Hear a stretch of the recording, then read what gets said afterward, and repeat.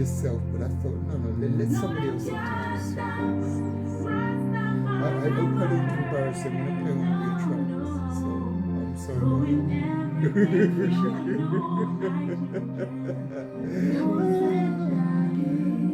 that. I can't pretend I don't know it, because I do.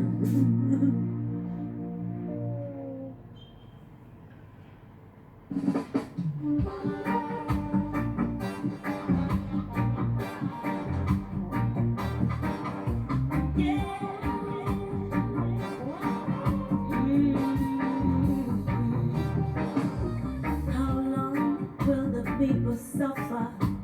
How long will the people struggle? How long will the people have to fight? How long while the leaders carry on? Promises don't feed hunger belly. Set your traps, you kill, get up in it. Then you lie, then you steal from the poor, you mistreat, but soon will come your day. How long will the children have to cry? How long will they be forgiven? What did they do wrong? How long will they have to fight, destroying their lives? While the leaders carry on. Oh, yeah. Promises don't feed hunger belly. Set your traps, you kill, get up in there. Then you lie, then you steal from the poor, you mistreat, but soon will come your day.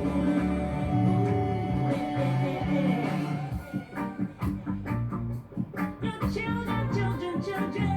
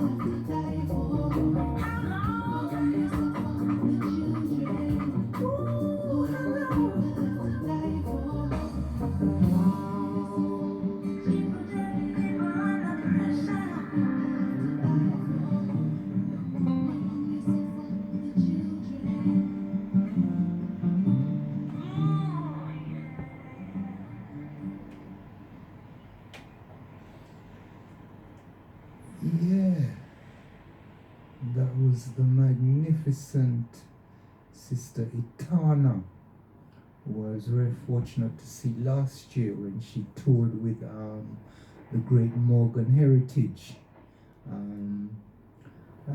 Sister Una wasn't with Morgan Heritage, but Sister Etana wasn't replacing Sister Una. She was there in her own right. Yeah, the two tracks I just played by Sister Etana is from her I Rise album. And the first track was called Selassie is the Chapel. And the second track was called How Long? Putting that question, how long is our leaders going to keep us in this situation? Yeah. Okay, my sister. Wow. What I was suggesting off mic was that just give the Omega radio listeners out there some idea of a brief as you can be, really, of how some of the works used to do when you were residing in the UK. And I know you've done a lot of work. It's sometimes hard to remember everything, but whatever you feel that you want to share with the listeners. And I know that you are on what you're calling an international trod. And if you could just give us some idea of what that entails, I think that's two good starting points, don't you think? Yeah, give thanks. Give thanks for the opportunity to be here and to share and to be with family again. There is no point if there's no purpose. So for me, I really need to be on real purpose. You want me to introduce myself, and I always I'm stumped when I'm asked to do that, because family, I'm family, we're family. That's why I hold on to the title sister, because frequently people would want to just call me doctor, and I don't believe that if I disconnect from my family that I actually will serve any useful purpose. So I'm Sister Dr. Sandra Richards. The sister is really important, and the sister comes first. It signals to my spirit that I belong and I have a responsibility. In terms of the work that I've been doing, I've been concerned for some time about the way that the African family is positioned. And that's kind of very broad a statement, but if I narrow it down, I'm really interested in our elevation, our empowerment and our elevation. I'm interested and concerned because of my love for us, but also for my my recognition that no one else is coming to help us. No one's coming to rescue us. Not anybody called Jesus, nobody called Prime Minister, nobody called leader. Really we have to be about igniting our own knowledge source, connecting with our divinity and acting appropriately. So in terms of resistance and reparation, which is what you referred to earlier on, we have to be engaged in the process. Absolutely. So my work over the years has been about raising an awareness of the situation we're in, because some of us can't believe it. Can't believe that people would be so wicked. Well, if they were historically wicked, why would they not continue to be wicked? Absolutely. I it's think a continuum. it is very much so. It's a continuum. And I think it hurts our heart to think that people could really I know. hate us for no reason. We can't believe it. That's right. Other than we're melanin rich. Yes. But when you look at the history and look at the facts, the only conclusion you can come to is that the people don't love you. Absolutely. And once I came to that realization, my thing was to just alert as many of us as possible and share some strategies and skills to really navigate the space. So if we have to go into the workplace and know that some people are not going to be fair towards us, how do we navigate that? If we're going into relationships, how do we navigate that?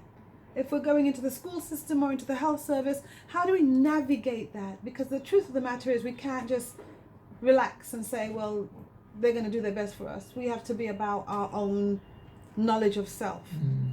So that's something about what I've been doing over the years. To be doing your international trod, round about African Liberation Day, is a very interesting juxtaposition of purposes, don't you think? Absolutely. For me, English is not my first language, so I listen very carefully to English, to ones who speak in English, and how we combine words to make meaning. And sometimes the meaning making doesn't make sense to me, so I keep challenging things. So even in terms of us speaking about African Liberation Day, it suggests that Africa is liberated, and so we have a day to celebrate that. And we're not yet liberated. We're still in the process of recognizing that there are powers that be. It's where we'd like to get to, rather Absolutely. than where we are. It's an aspiration. It's an aspiration, Right. definitely. So being here at this time is not a mistake. I've come at the time where we are perhaps more in tune to the aspiration of liberation. Right. So let us have a conversation about the action, not just a conversation for the sake of a conversation. I hear you. And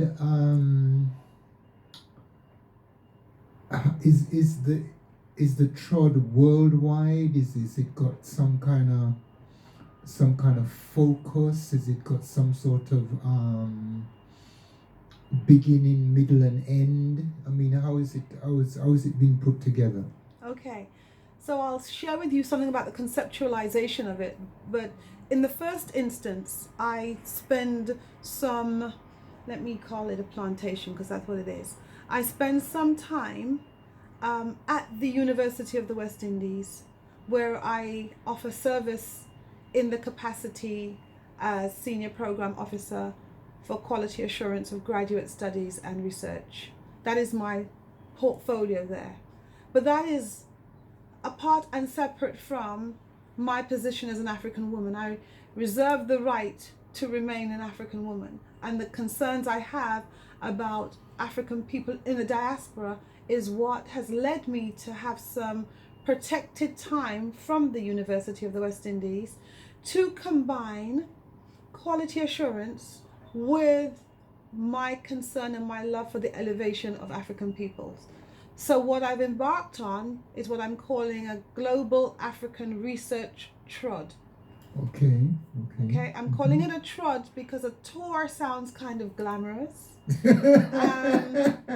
And whilst there may be some excitement in there. So some glamour go on, sister. Yeah, because we're a glamorous people. Of course, we can't help it. We just do, yes. But we've been trodding this earth for quite some time now. I hear that. And the experience of Africans, specifically in the education systems, or what is commonly known as school, offers me some concern.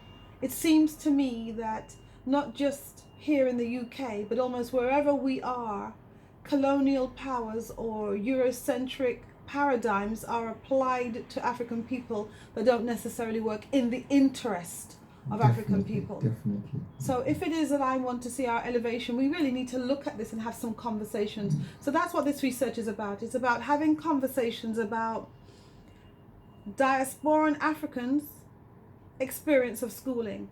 And I will be having conversations in the Caribbean, in the Americas, in the UK, and if I can extend it to Europe, I will do so, and on the continent of Africa, because that is where we reside. And it seems, based on the early information that I'm receiving, that our experiences in the schooling system is not too dissimilar. This you know those rare times in your life sometimes when you have a brainwave. I've just had a brainwave, and I'm going to share it with the sister doctor now. TROD, TROD, could stand for traveling round our diaspora.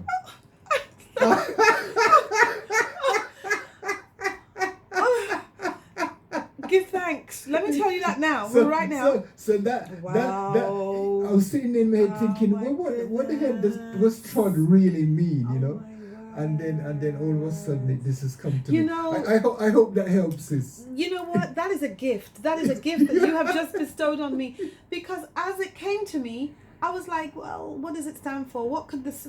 That people make synonyms. Synonyms. It's a pseudonym. They create Yes. abbreviations. Yes. And I was very careful not to imply something that isn't what I'm about. And that is perfect. This is divine intervention live on the radio. Tell me about Right it. here. You know, big a radio I studio. love that. Traveling around our diaspora. Yes. Okay, yes, that's yeah. what I'm on. Yeah. That's clearly what I'm on. Okay, global African research traveling around our diaspora. Sounds good to me. I'm gonna include that. Yeah, well, that's just. I Give thought thanks for the gift. I thought I'd share that with you, Woo. sis. I thought I'd share that with you. Okay, all right. See, I knew I was gonna just being in your presence Well, you often know, does this. you know, anyway. we vibe it a certain way. You know that. Yes, know. yes, sis. It's not a mistake actually that, whenever I come, I have to touch base with you, because your spirit is such that it channels knowledge, and you've always been able to listen to what is being said, interpret it, and feed back out something useful. I hear you. I hear you. I hear you. Well, I give thanks. next year I'm 70, sis. I've been on the planet a while. I'm humbled in your presence. Oh, Some give people can't thanks. even reach 21. Imagine. And tell me about it. Tell me about it. Anyway, my sister, carry on with the trod. Yes. So, the way in which I have conceptualized this is that there will be mixed methodologies. So there will be, I will have discussions with people, which will take different forms. I may have one-on-one interviews. Well, in fact, it started. I've embarked on it. So Right, there right. have been interviews. There have also been focus group meetings. Yeah.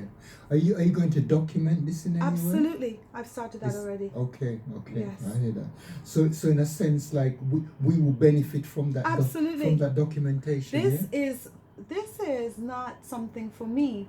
This is something for us. Right. Because I hear if you. there's no us, then There's there's no me. well, yeah, Right. yeah. And the thing is, what I'm seeing, even since I published my earlier work called The Way We See It, what I'm seeing is that in the schooling system there's been little change. There's been the manipulation of words, Yeah. but our children are still being excluded. Window dressing. There's still a tendency to have little I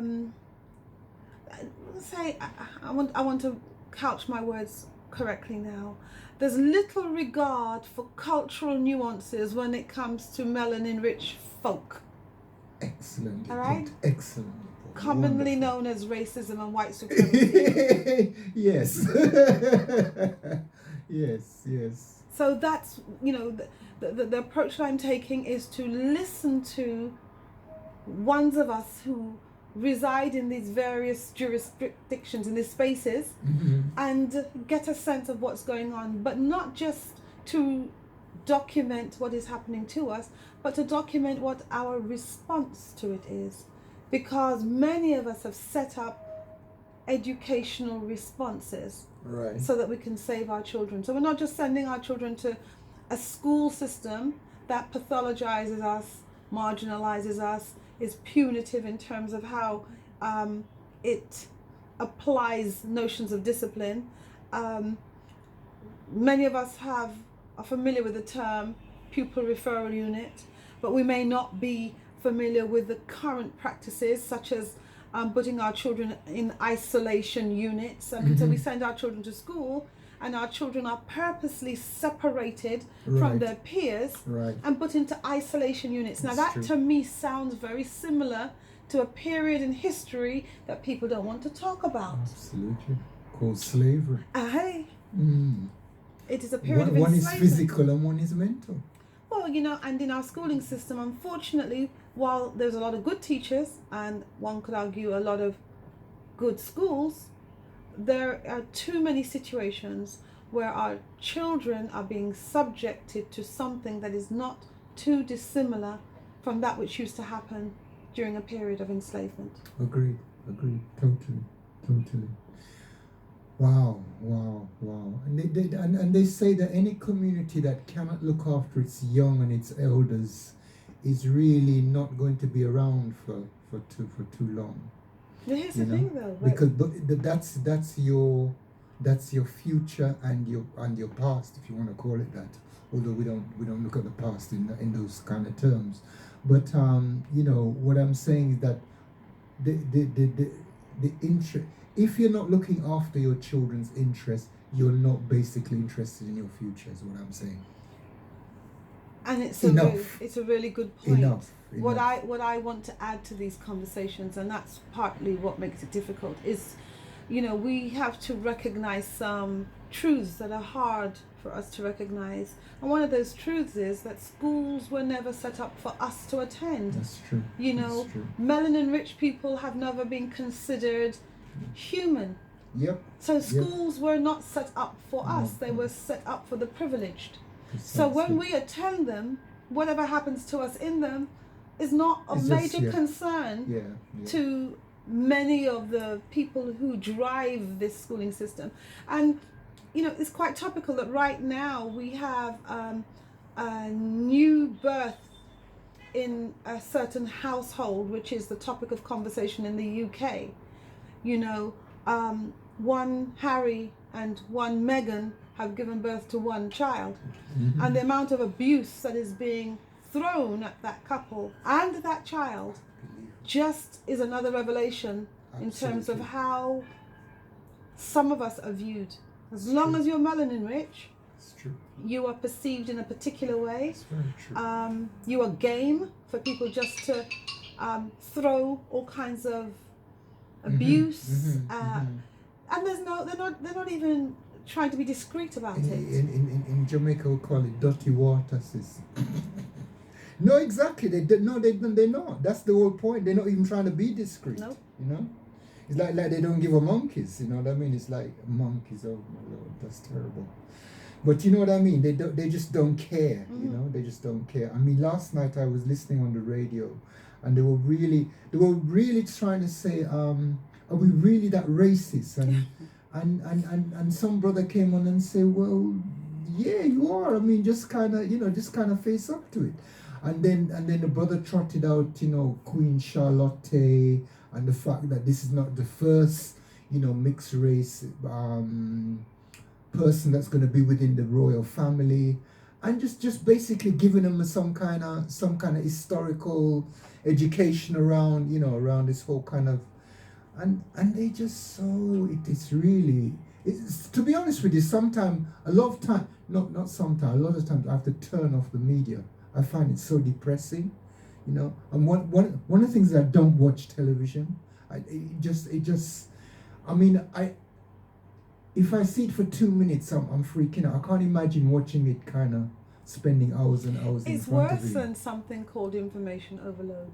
It's actually an assault on your Precisely. So, some of us who are doing work to get an understanding of alternative frames of reference, when we begin to hear the propaganda coming through the Western media houses, we just can't stomach it, and that's why we reach for the off button now, because it's like anything, something that starts coming at you that is not good for your system. As long as you have a reasonable level of wellness, because I argue that we've all been affected by a certain period in history. To different degrees. Yes. But if you have a certain degree of wellness, you will reach for the control to turn off whatever it is that's assaulting you. So increasingly we are turning off the radio and turning off the TV and switching when they introduce adverts when we're online, because there's that kind of very, sometimes it's not so subtle way of introducing things to you when you're trying to do something else. So you'll be online looking at something on YouTube or whatever, and up will come an advert which is based on things that I don't even want to go into right now. But can I encourage us to re-language as well? Of course. Because when you say the royal family, it makes it sound like the royal family here is the royal family in the world, and they are not. No, I agree. And they're certainly not our royal family. And they're certainly, the school system is certainly not our system. I hear that. And our young people are certainly not theirs. So, there is this separation in terms of the well-being of our young people. So I'm encouraging us to be mindful Mm-hmm. and to relanguage, I hear that. so that we don't perpetuate notions that when we speak of the royal family, we're talking about some people around here. I hear you. I hear you. Not all of us live here, and we hear should you. not see this place as the only place where I we hear you. reside as I African hear you. people. Especially when you're on an international trot. Let me tell you. Anyway, let's just break this for there for a moment and just put a track on, yes?